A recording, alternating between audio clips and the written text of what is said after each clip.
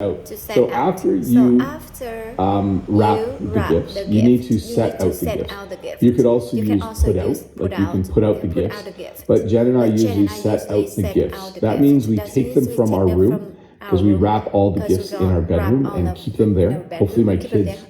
aren't Hopefully my watching kids this. aren't Hopefully they don't watching know the this. They secret don't know the location. secret location. But then we But will then set we will out the set gifts. out the We will gift. put We the will gifts put the under gift the Christmas under tree. Christmas tree. And they're usually And there they're for a usually few there for a few days days. if we are if we have planned well. But I think this year they might all be set out the day of. We'll see how things go. We'll set out some gifts later today because we have most of them, but I think it will take a while before it will all be there. And then to open, quite a simple verb. Obviously, at Christmas you will open gifts. Okay, so you wrap the gift and then you give the gift. The person will receive the gift from you and then they will open the gift. They will take the wrapping paper off, or if it's just a simple box, they will take the lid off. They will open the gift. To pop over. Sometimes people will pop over to give you a gift. This is common when it's someone who you won't be spending time with at Christmas. A good example would be a neighbor. A neighbor might pop over and bring you a Christmas gift. They aren't coming to your Christmas party. They're not family. They're not one of your good friends. They're someone you know well. They might phone you and say, hey, can I pop over and give you something for Christmas? And then they will come. So when you pop over, it means to visit someone's house or apartment for a short period of time. If someone was to pop over to talk to me, I would probably talk to them at my front door.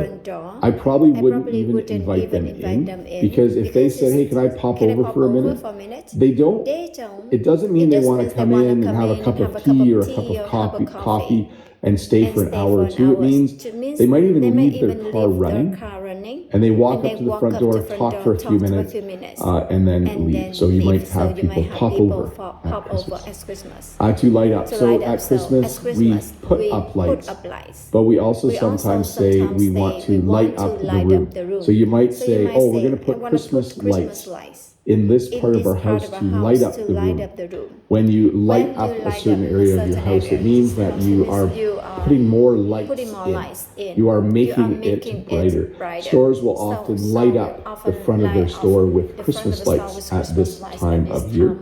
So they will light up the store. To get together, to gather.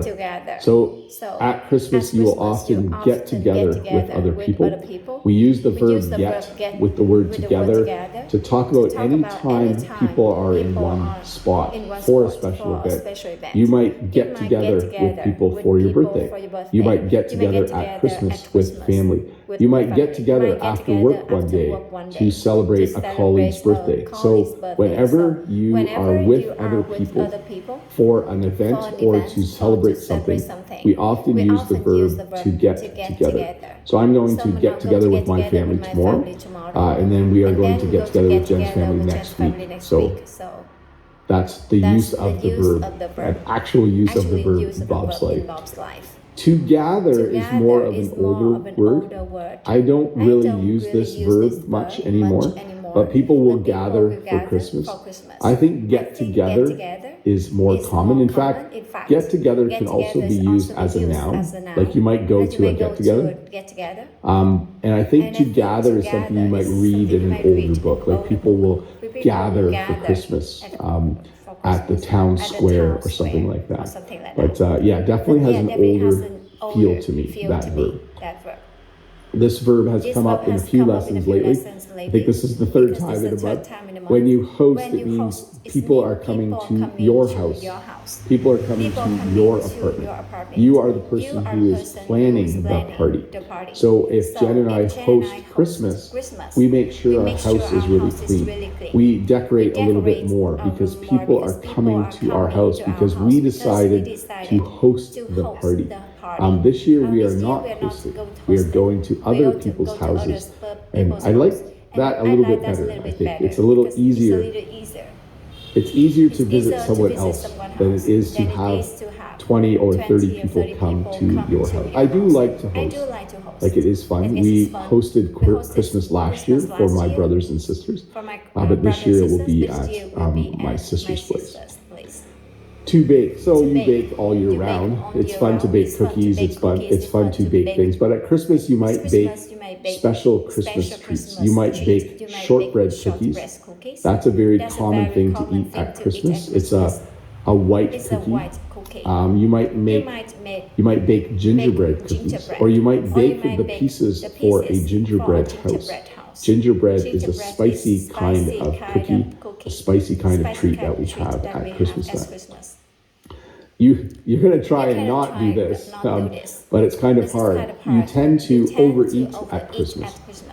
So I tend to overeat at Christmas because everywhere I go, there is a lot of food. It's fun to eat at Christmas. You eat things you don't normally eat at other times of the year. So it's fun to eat, but it's important to try to not overeat. This looks yummy, a bunch of different kinds of cheeses. The reason people tend to overeat at Christmas is because we buy more expensive food. This looks like expensive cheese. I don't normally buy this type of cheese. So if I was at a Christmas party and they had that cheese, I might overeat a little bit. To send, you might send Christmas cards. This has become less common, I think, as people just send a greeting via email. My friend just sent me a nice email letter the other day instead of a Christmas card. But you might send Christmas cards to people. That was hard to do in Canada because Canada Post was on strike. We didn't have mail for almost a month. But you might decide to send a Christmas card. You might listen to music. It's interesting because we often add the word to when we're using listen with music. So when I go for a walk, I listen to music. At Christmas time, I listen to Christmas music.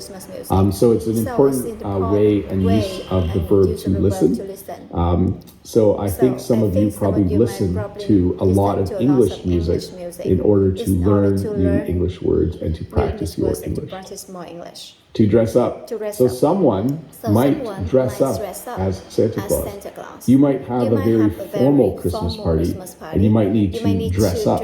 You might need to wear a tie.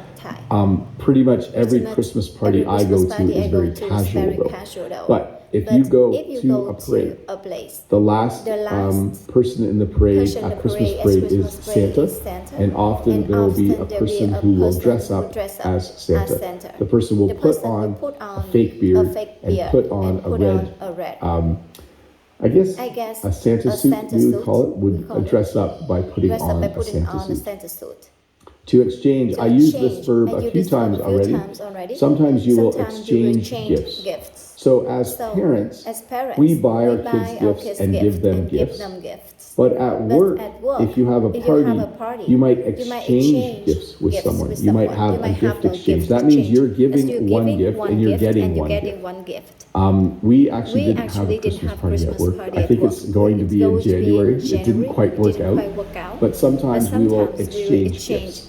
So you're told buy a gift that anyone would like. That's about $10 or $20. And then we have a little gift exchange. Maybe we play a game to exchange the gifts, or maybe we actually know who we are giving the gift to. And then to return. This is the sad part of Christmas. Sometimes people get a gift that they don't like, and then after Christmas they will return the gift. They will bring it back to the store to get money for that gift. So sometimes people buy gifts, they give gifts, and people don't like the gifts, so they return the gift. In fact, it's quite common to give someone what's called a gift receipt with a gift, especially if an adult is giving a gift to another adult and they don't know if they're going to like it. They might give them a special receipt from the store called a gift receipt that allows that person to return the gift. And then you can also sometimes return the gift or exchange it. If someone bought me a shirt or sweater for Christmas and it was too small, I could go to the store and return the shirt, or I might exchange it for the right size. I would give them the small and they would give me the large because that actually fits better. And then this is my last slide.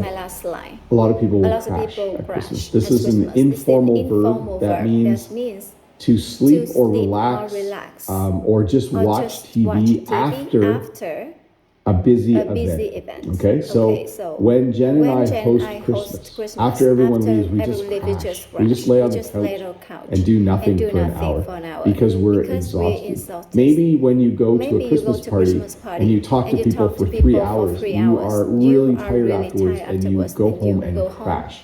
So it simply means to sit down or lay down on a couch. You might fall asleep. You might just watch some silly television, but you will crash. So it's another word for relax.